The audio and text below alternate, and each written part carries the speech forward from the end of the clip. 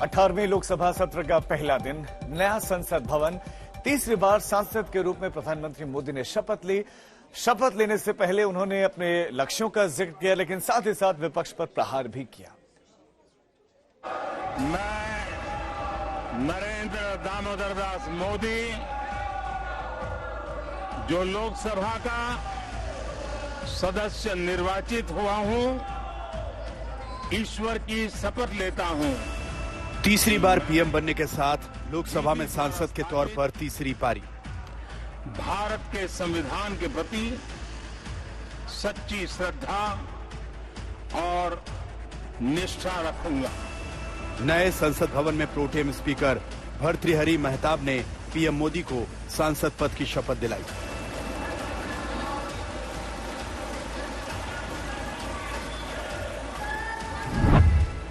दो 2014 और 2019 के बाद 2024 चुनाव में जीत हासिल करने के बाद पीएम मोदी आज पहली बार संसद पहुंचे थे। नई संसद के परिसर में सांसदों के शपथ ग्रहण का ये पहला मौका था। संसद परिसर में बीजेपी सांसदों ने उनकी अगवानी की। पीएम मोदी ने कहा कि तीसरी बार सरकार चलाने का मौका मिलना बेहद गर्व की बात है। आजादी के बाद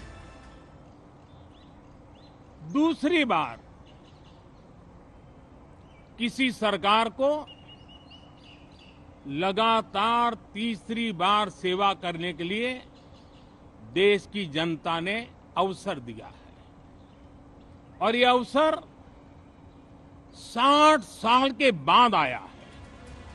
आजादी के बाद दूसरी बार लगातार तीसरी बार किसी सरकार को सेवा करने का अवसर जनता ने दिया है। पीएम मोदी ने इस दौरान आपातकाल का भी जिक्र किया और कांग्रेस पर निशाना साधा। कल 25 जून है। जो लोग इस देश के संविधान की गरिमा से समर्पित हैं, जो लोग भारत की लोकतांत्रिक परंपराओं पे निष्ठा रखते हैं, उनके लिए 25 जून न भूलने वाला दिवस है। कल 25 जून को भारत के लोकतंत्र में जो काला धब्बा लगा था। पीएम मोदी ने 18वें लोकसभा सत्र की शुरुआत से पहले एक बार फिर विपक्ष से सहयोग की अपील की। देश की जनता विपक्ष से अच्छे कदमों की अपेक्षा रखती है। अब तक जो निराशा मिली है, शायद इस 18वीं लोकसभा में विपक्ष देश के सामान्य नागरिकों की विपक्ष के नाते उनकी भूमिका की अपेक्षा करता है। लोगों को अपेक्षा नहीं है कि नखरे होते रहे, ड्रामा होते रहे, डिस्टर्बेंस होता रहे। लोग सब्सटेंस चाहते हैं, स्लोगन नहीं चाहते हैं। 18वें लोकसभा सत्र के पहले दिन पीएम मोदी ने शपथ ग्रहण के साथ ही सांसदों के शपथ ग्रहण का सिलसिला शुरू हुआ।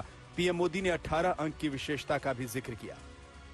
हमारे यहाँ 18 अंक का बहुत सात्विक मूल्य है। गीता के भी 18 अध्याय है।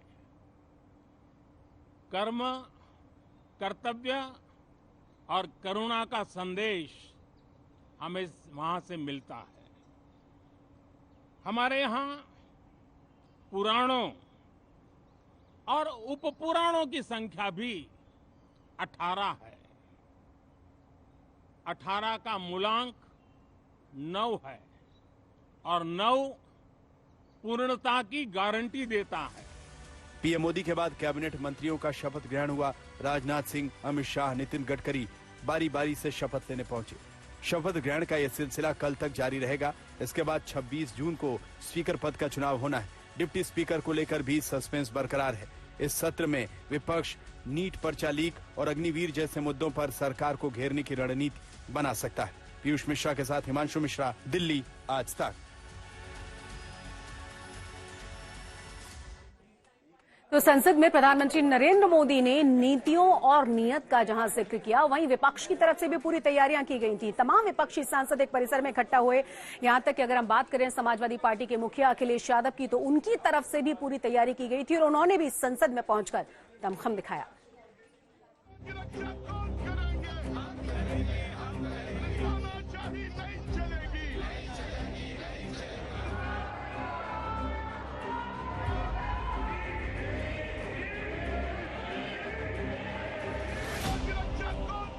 हाथ में संविधान लिए नई संसद परिसर में विपक्षी नेताओं का जमावड़ा।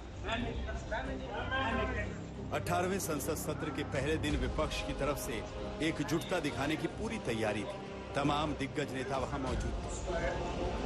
2024 चुनाव में विपक्षी खेमे की मजबूती जताने के लिए सभी सांसद एक साथ परिसर के लिए रवाना हुए।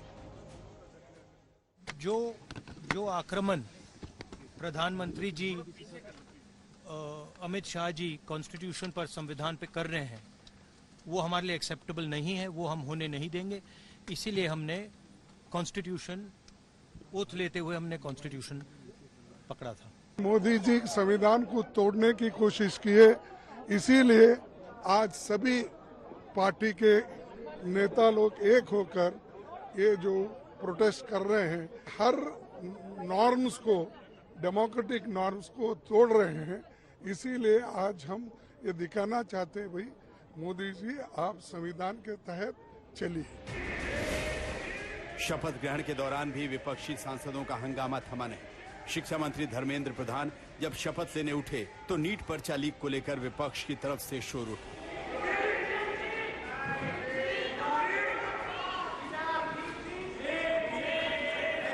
लाखों लोग, बच्चे नाश हो गए, माँ बाप मेहनत, उनके पैसे सर्वनाश हो गए, तो और ना आगे जा सक रहे ना पीछे हट सक रहे, तो क्या करें इन बच्चों को।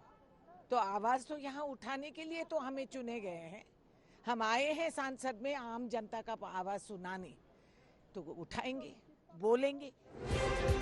संसद में अपनी ताकत दिखाने में समाजवादी पार्टी भी पीछे नहीं रही।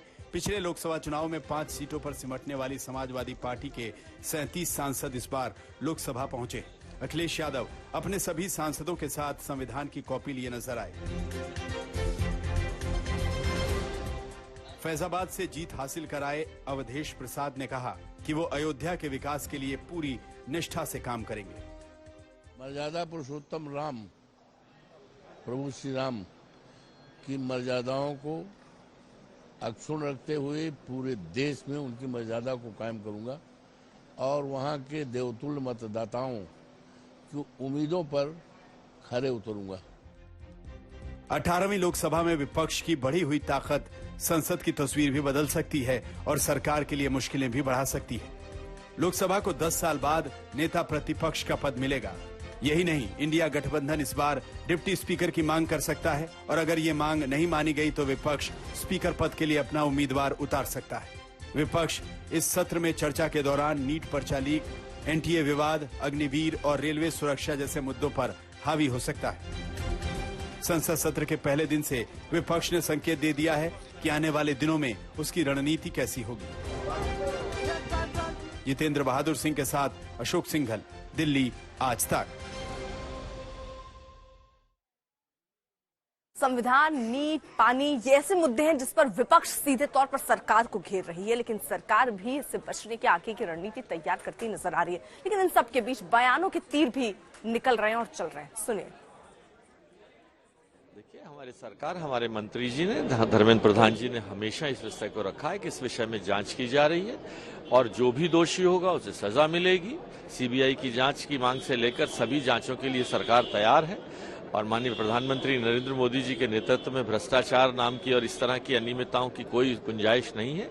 मुझे पूरा विश्वास है छात्रों के साथ भी न्याय होगा। मैं एक चिकित्सा विज्ञान का छात्र रहा हूं, तो मैं समझता हूं किसी के साथ अन्याय नहीं होगा। मोदी राज है कि शपथ ग्रहण कोई विषय तो है नहीं। शपथ मानी सभी सदस्यों को संविधान के अनुरूप अपने कार्य का, दायित्व का निर्वहन करने के लिए उस सांसद के रूप में पार्लियामेंट में शपथ लेना होता है। तो आज तो कोई राजनीतिक विषय नहीं है ना कि इस पे हम इंडी गठबंधन के जो लोग हैं वो उस प्रोटेम में नहीं बैठेंगे। क्या वो अपने सदस्यों का शपथ नहीं कराना चाहते? तो पता चला है अभी जो साक्ष्य आया है, कौन गेस्ट हाउस बुक कराया, किसके कहने पर गेस्ट हाउस बुक हुआ, तो उसका ना सफाई दें, पहले उसका ना जवाब देंगे, क्योंकि ये तो साक्ष्य आ गया कि किसके कहने पर गेस्ट हाउस और कौन वहां गेस्ट हाउस में रटवा रहा था। प्रश्न इस पर सफाई दें। सफाई देने के बजाय अनर्गल आरोप लगाने से काम नहीं चलेगा। आर्थिक अपराध इकाई जांच कर रही है और साक्ष्य जिसके खिलाफ मिलेगा कार्रवाई करेगी।